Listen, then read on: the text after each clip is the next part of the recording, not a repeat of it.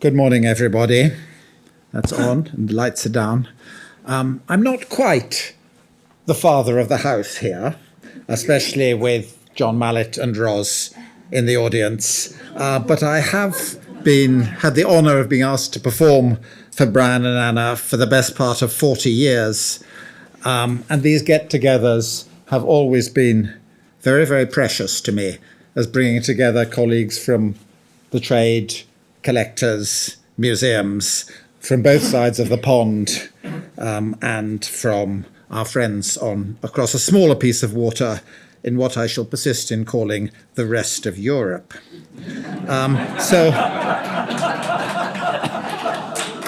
So my warm thanks to Brian and Anna, not only for inviting me again and sticking with me, but for all they've done for many of us over so many years. Last year, I spoke about Medici porcelain, and this year they've asked me to talk about a type of Renaissance ceramics equally rare, the strange pottery of Saint-Porchaire.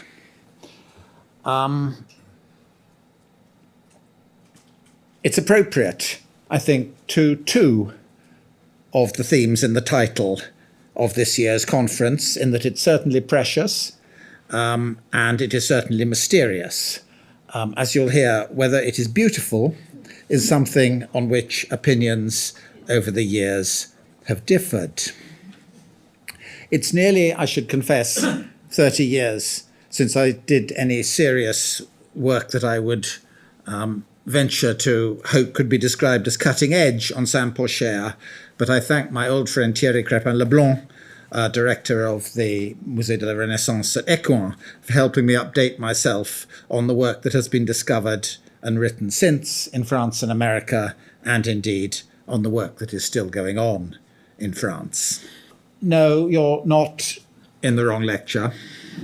The Victorian art market was at times volatile and surprising. This is not a pot, you may observe, but Piero della Francesca's great painting of the baptism of Christ. It was bought at Christie's by the National Gallery in 1861 at the sale of the railway entrepreneur Matthew Uccelli for £241. You may amuse yourselves wondering what it'd be worth now, but I guess in the hundreds of millions.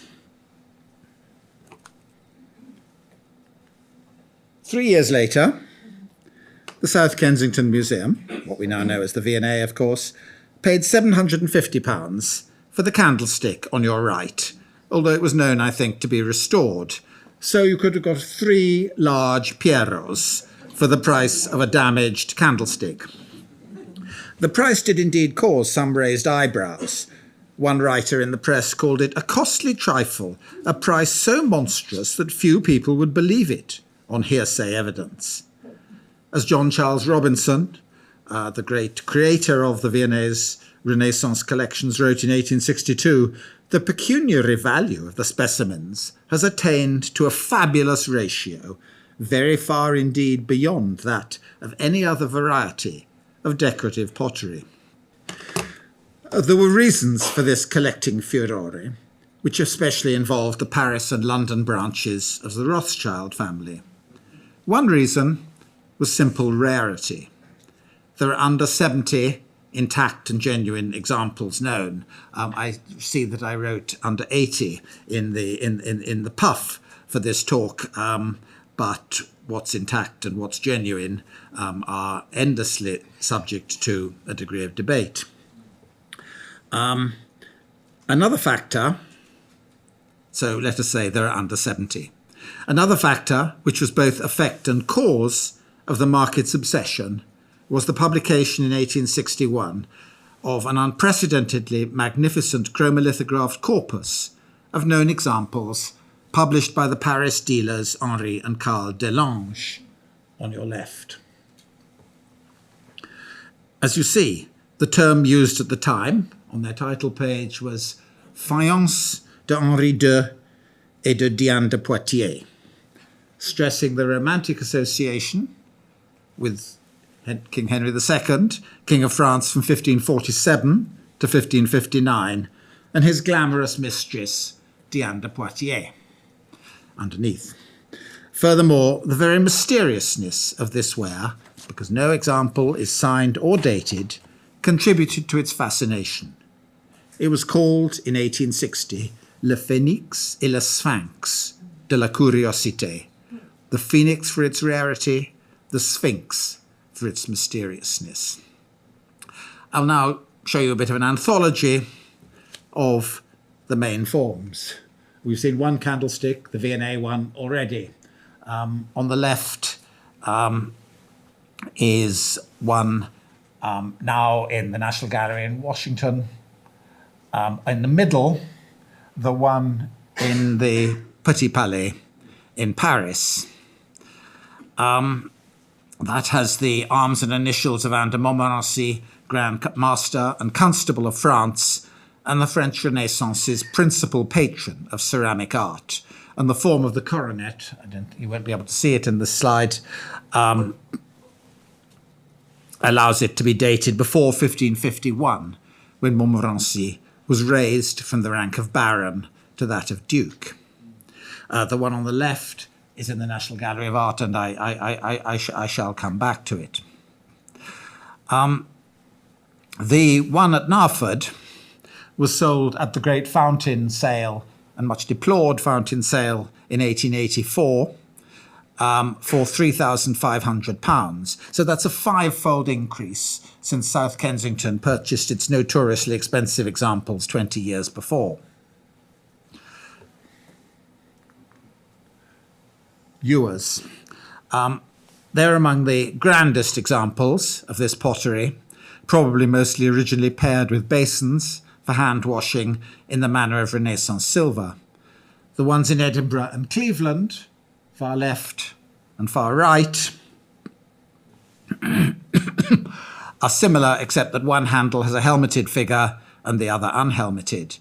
The wonderful ewer in the Louvre, with serpent handles, second from left, has repeated initials G, probably for the patron Gilles de Montmorency-Laval. We'll come back to the Montmorency-Laval family. Gilles died in 1559.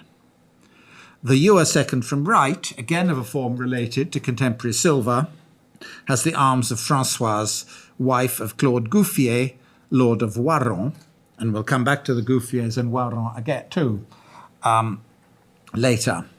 And it is stated to be heraldically datable from the form of their arms before 1558. So you can see these things are clustering heraldically in the late 1540s and 1550s. Spouted jars like this, not, I think, subject to correction from Tim or other specialists here, a silver form, are generally known by the French term biberon. The one on the left has the Royal Arms of France on the front and was given to the Frick collection in 2020 and has, like a high proportion of known examples, a Rothschild provenance. The one in the centre, now in the Dutuis collection at the Petit Palais, has round the neck a decoration which has been read as an AM monogram, again for Anne de Montmorency. The one on the right, with a rather late medieval-looking angel, at least to my eye, is the only example in the British Museum.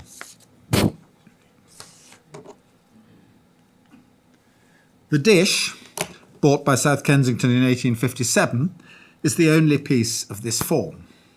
It's also the only one with a mark, which is incised on the back. The otherwise informative V&A website doesn't provide an image of the mark, so I show instead the illustration in the Delange volume of 1861, where there is a drawing, and you can see this incised mark on the back underneath the chromolithograph.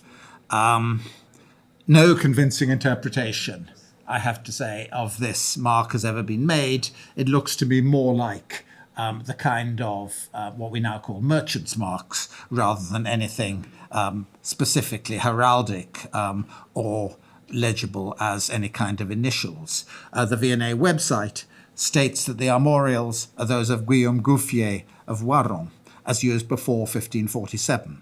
Again, a cluster of dates in the same sort of period. Cups. Shallow cups on high form, high foot. Another form very common in early and mid 16th century silver probably usually had covers, although the covers have often been lost. Though they've managed to hang on to them in 2 out of these 3. Of the 3 on the screen, the one on the left, which has the arms of the Montmorency-Laval family, is typical of what must be the earlier production, shorn of the twiddly bits and generally robuster in form than some of the later ones. The commonest surviving form are salts, though they're modest in size and they're often decoratively ambitious. The one in the centre is evocative of bronze or precious metal work, and I hope in the one on the right, not a great slide, I'm afraid, you can see through the square window a mould-made sculptural figure that when you get close to it, it seems not over the top to describe as Michelangelesque. There are other, less common forms. The flagon on the left and the pilgrim flask on the right have the simpler, more robust decoration, which I've suggested must be the earlier pieces.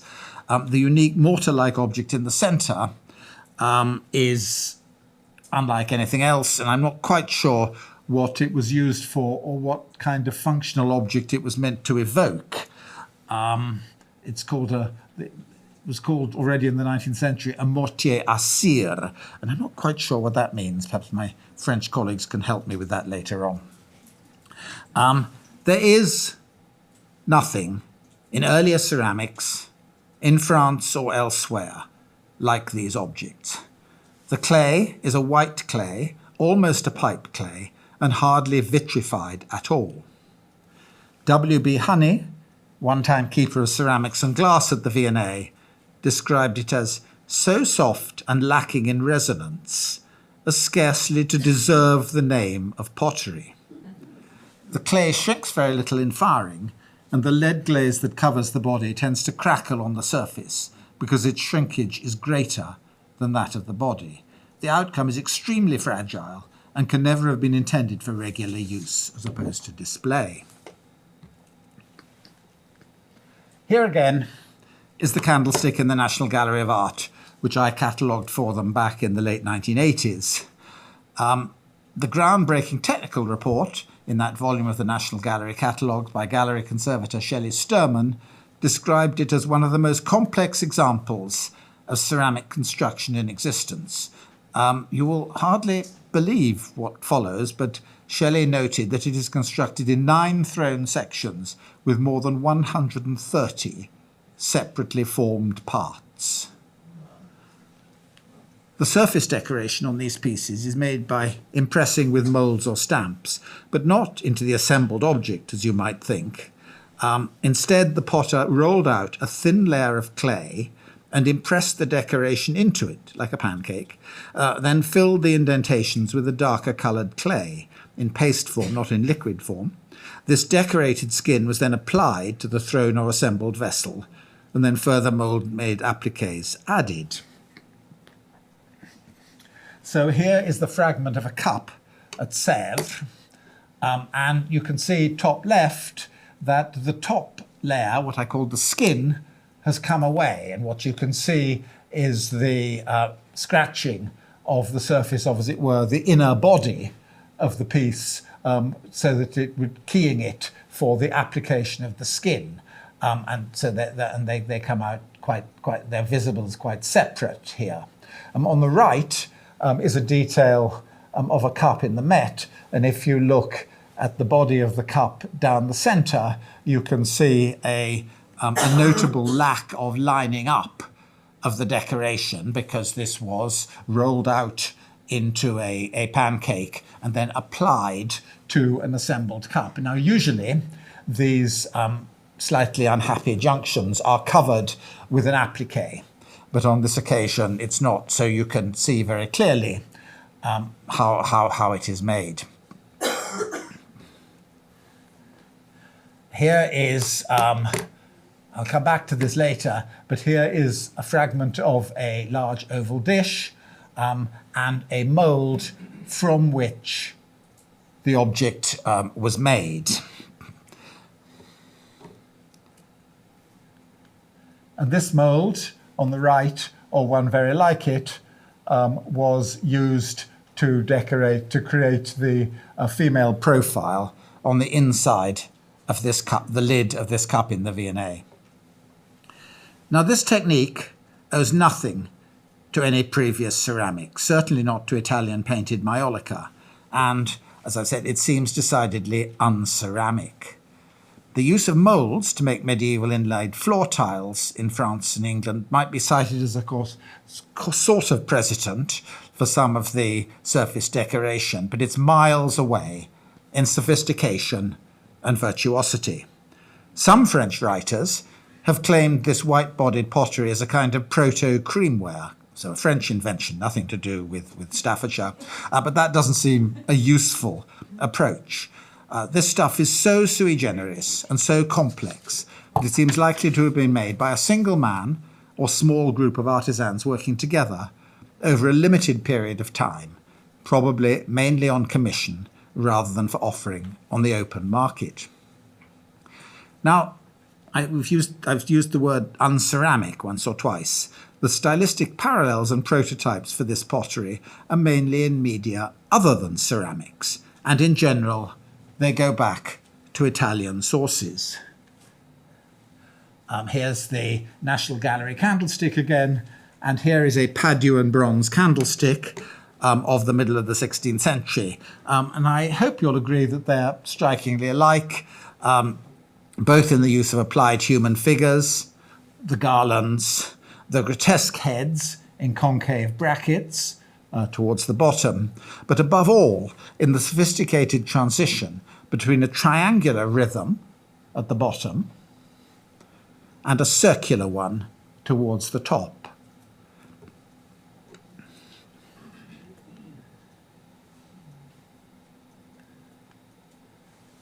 The figural handles and the general form of some of the ewers have suggestive parallels in drawings for metalwork by Giulio Romano, like the one in the middle.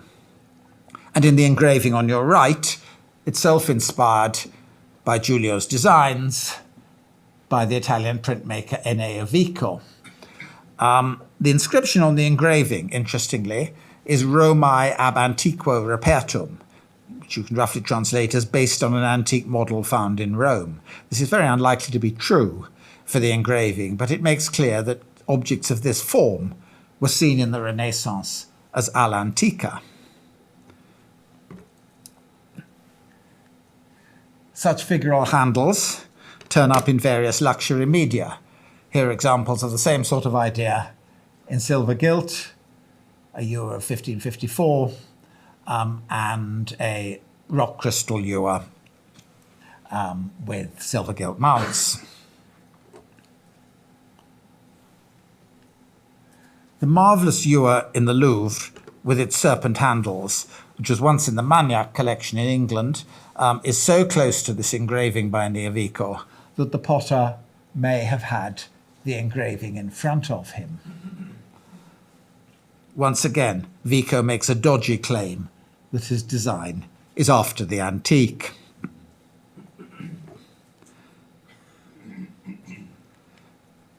The intricate inlaid surface designs on the pottery seem to go back to precious metal. Not much French or Italian Renaissance silver, certainly not secular silver, with etched or engraved surface ornament has, subject to correction, survived. But as far as I know, but here is Holbein's design for the gold cup, commissioned by Henry VIII as a gift for Jane Seymour in 1536. And I hope you may feel that there is some similarity in the incised arabesque decoration. Arabesque decoration like this was above all applied to textiles. On your right is a pattern book by the Italian Francesco Pellegrino, published in Paris in 1530, explicitly stating it was for the guidance of embroiderers. This would be particularly, I think, probably not so much people working in artisan industry, but well-brought-up ladies. It was for their guidance in the façon arabique et italique, in the Arab or arabesque manner and the Italian one. Pellegrino had been an assistant of Rosso Fiorentino, the great Florentine painter who'd moved from Italy to become one of the key painters of the Fontainebleau school. Sometimes the repeated arabesque and interlaced designs on the pottery are strikingly close to the designs stamped onto prestige bookbindings in mid-16th century France, themselves based on Italian prototypes. Sometimes the correspondence is so exact that some discerning and serious writers have concluded the potter was somehow able to lay hand on the actual iron stamps used by the bookbinders. So, we have a pottery without precedent, made by an unknown potter in the 1540s and 1550s in a fantastically elaborate and time-consuming technique for a high-level clientele, and having access to some upmarket and up-to-date prototypes, mainly Italian or Italianate, in other media. This proliferation of Italian motifs is, of course, characteristic of the Fontainebleau School of Art, and the pottery was called by the eminent French scholar Bertrand Gestaz an exceptional representation, almost a symbol, of our Renaissance. But, as I've said, it's entirely without signed or dated examples. It's not surprising, considering how odd this pottery is, and I've already said unceramic, and Aileen will have memories of this, that it has caused disquiet among ceramic specialists. In 1988, I had an enjoyable exchange of views with the late Bob Williams, an eminent dealer and ceramic connoisseur whom some of you will remember. Bob's forthright view was that it's all 19th century fakery. He wrote, "I do not understand how anyone who knows anything about Renaissance art can be fooled by these hideous things." Now, I can understand how someone as steeped in ceramic art as Bob felt this way, but he was demonstrably wrong. 3 pieces have 18th century provenances, at least 3, earlier than any possible faking. They include the ewer in Edinburgh, on your left, which was described by Horace Walpole in his 1774 description of Strawberry Hill as a fine ewer of faience, designed by Giulio Romano. It's not, of course, faience, and not designed by Giulio Romano, but Walpole was half right in connecting the design with Giulio, as we've seen. And then it was engraved in the 1784 edition of Walpole's description. Here is a Dange illustration of a cup and cover which was already inventoried in 1809 in the collection in Paris of Baron von Horn, and I thank Howard Coots for this reference. And you may be able to make out, this is the Ashmolean's copy of the book, and a blue piece of paper has been stuck down, written by the Victorian connoisseur C.D. Fortnum, saying that the cup and cover word had been destroyed by fire in the Rue du Bac during the Paris Commune in 1871. Also having a provenance, before any possible fakery, the 3 pieces, you have already seen them all, from the Fountain collection at Narford Hall in Norfolk, formed by Sir Andrew Fountain in the first half of the 18th century and sold in 1884. Some additions had been made to the collection in the 19th century, but the owner of the house, another Andrew Fountain, born in 1808, told John Charles Robinson in 1862, when the great special exhibition at South Kensington was in preparation, that these 3 pieces had been found very carefully wrapped up in a blanket, placed within a wicker clothes basket under a bed in a garret at Narford Hall, doubtless so disposed by the provident care of some housekeeper, who probably retained a traditional impression that they were of great value. And there's no reason to suppose that this Andrew Fountain was telling anything other than the truth. So I think we can rule out the idea that it is all fake. And as you'll see, there are at least 2 excavated fragments. Though there certainly are alarmingly good fakes around. And here is one of them in Cleveland. Now, the heraldic indications I've mentioned indicate the production stretched from the 1540s, perhaps the late 1540s, mid to late 1540s, through to the early 1560s. This salt has a salamander, which was the personal device of King Francois I, who died in 1547. A commoner are pieces with arms and devices relating to Henry II, who reigned from 1547 to 1559. The cup on your left has the crowned royal arms of France as used under both Francois and Henri II. On the right of that is a detail of the Washington candlestick, top right, with that DH monogram. The same monogram you can see on one of the tiles, faience tiles, at the Chateau d'Oiron, and we'll come back to Oiron. And it's reckoned to indicate Henry II and his mistress Diane de Poitiers. It is, however, and this is hotly debated, also readable as CHC, and thus a reference not to Diane de Poitiers, but to the king's legal wife, Catherine de' Medici. But this may have been a cunning, indeed witty equivocation on the king's part. On the right is a cup with the three crescents device, which was used by Henry II, and there you can see that same device on an engraving of him on the right. So where were these amazing pots made?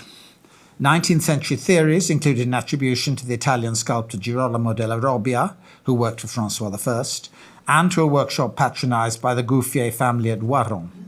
More recently, the design of at least one example has been attributed to the royal architect Philibert de Lorme. But the answer to the riddle is found in French 16th century inventories.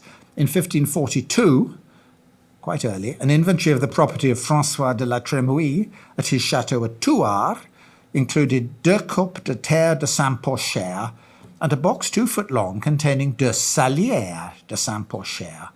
And a later inventory of the same chateau, taken in 1577, included de la vaisselle d'Angleterre et d'autres faites à Saint-Porchaire. I mean, this is going off in a completely false direction, but what English-made pottery, vaisselle d'Angleterre, could have been deemed worthy of mention in an aristocratic French inventory in 1577 is hard to imagine, unless it was some of the first tin glaze made by Netherlandish immigrants from Antwerp in Aldgate, which began about 1570. But that's a question for another time. In 1568, an inventory of the Paris house of Anne de Montmorency included un grand vase à bec d'âne de terre cuite émaillée de noir, façon de Saint-Porchaire, a ewer with a spout in the form of an ass's head. And neatly corresponding to these inventories are surviving examples with the arms of de la Trémouille and of Anne de Montmorency. So I think there's no reasonable doubt that our pottery is what was described in the 16th century as terre de Saint-Porchaire. And this is where it gets complicated, because the Saint-Porchaire in question is in western France, the big red dot in the larger map. It's a tiny hamlet 3 miles from the town of Bressuire. The confusion arises from the fact there is another, larger Saint-Porchaire further south, the lower of the red dots, which happens to be just outside Saintes, which is where Bernard Palissy first worked. And this is called untold confusion, but it is quite clear that it's the northerner of the two Saint-Porchaires that is relevant. Now, if I can make this thingy work, there is Saint-Porchaire, there is Poitiers, and to go to the detail map, there is Bressuire with Saint-Porchaire, too small to appear on it. Nearby Apartenay, Niort, Loudun, and Thouars, all places which have some relevance to the story. In his Discours Admirable, published in 1580, Palissy mentions the clays of this area. I remember going from Parthenay as I went to Bressuire in Poitou, and from Bressuire towards Thouars. In all these regions, the clays are very white. He does not, however, say he's seen pottery made from this clay, let alone made it himself. Bressuire was under the feudal control of the Laval branch of the Montmorency family, and their arms appear on some early examples of the pottery. two examples there. And here is a fragment which has now got lost, but was excavated at the Chateau of Bressuire in 1879, and a much more recent find, part of a sort of sauceboat-like thing, excavated at Parthenay I think in the 1980s. 1990s. Furthermore, already in the 1830s, when collectors were beginning to take an interest, it was noted that a high proportion of the known examples had come from exactly this area of the Poitou. An extremely annoying cautionary tale is the fragmentary dish you've already seen, acquired by the Louvre in 1896 from Monsieur Morel, together with a piece of the mould from which it was made. Now, if we had a fine spot for these two objects, which seem likely to have been excavated together, we'd have a strong pointer as to where they were made. Could they have been found in Paris? A good many years ago, I had a detailed search of the Louvre records for any information on their provenance. Rien. Since then, French colleagues have found evidence that they may have come from a collection in or near Loudun, but that information is too uncertain to rely on. So a good deal about the Sphinx has become clear. It looks as if this unprecedented pottery was invented about 1540 in or near Bressuire, using the white local clays, probably under the patronage of the Montmorency-Laval, and perhaps also the nearby de la Trémouille and Gouffier families, both of whom had houses not very far from Bressuire. Later, perhaps through Anne de Montmorency, it achieved patronage at the highest national level, although no example has yet been identified in the French royal inventories, and we still have no clue as to the identity of the maker or makers. And yet, this doesn't seem quite right or adequate. Is it really possible that an unknown potter working in a small village far from the centres of national visual culture in Paris and Fontainebleau should have had access to the immensely sophisticated range of Italianate sources in various media, and perhaps even to the tools of Paris bookbinders? Could some of the production actually have taken place in Paris? To compound the uncertainty, the Anglo-French writer Marc-Louis Solon, in his book on French faience published in 1903, reported that a French writer of great authority announced not long ago the revelation of some startling documents establishing it was actually produced in the vicinity of Paris. Whatever these documents were, they seem never to have been published. I've put on the slide one of the famous rustique figurines, bottom right, made by Bernard Palissy. The lizards and creepy crawlies on the Saint-Porchaire dish and the Palissy are probably in both cases cast from life, rather as the goldsmith Wenzel Jamnitzer was doing in Nuremberg at the same time. And Palissy's creatures and those on the dish look too close to each other for coincidence. This ewer, on the left, recently acquired by the Frick Collection, is attributed on the museum website and in an article by Charlotte Vignon, the then Frick curator, as made by Bernard Palissy himself. The argument is based on the similarity of the applied creatures to Palissy's, and more specifically to some fragments of moulds, which you can see on your right, discovered in excavations on the site of the Louvre where Palissy ran a workshop. He'd been commissioned by Queen Catherine de' Medici to create a grotto on the site where the Tuileries Gardens now are. The correspondence between the appliqué and the moulds is said to be exact. However, the chronology seems to make the attribution, which Charlotte argued for, of the main group of Saint-Porchaire wares to Palissy impossible. Palissy arrived in Paris from Saintes about 1566, and we've seen that Saint-Porchaire production did not much outlast the death of Henry II in 1559. Furthermore, if Palissy had ever himself made pots in the Bressuire district clay, he would surely have said so when describing that place in 1580. An alternative hypothesis, and this is the one maintained by Thierry Crépin-Leblond, is that the moulds are evidence of attempts by Palissy in Paris after 1566 to imitate Saint-Porchaire. That's to say that the moulds are from Saint-Porchaire pieces, not for them.